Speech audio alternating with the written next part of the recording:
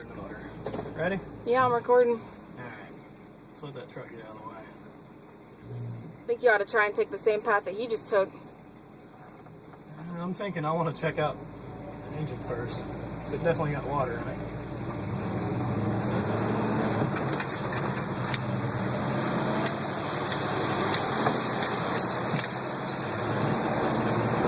I can't believe he's going through this bitch reverse.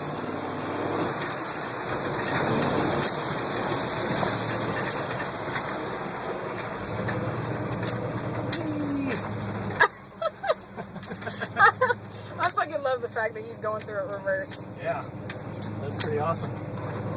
Oh, that's a Ford. I'm just saying. You didn't see him get stuck yet. Nope. But the only other Chevy, well, the other Chevy out here got stuck. Yeah, it's stock height. Yeah, I know. Oh, that does not sound good.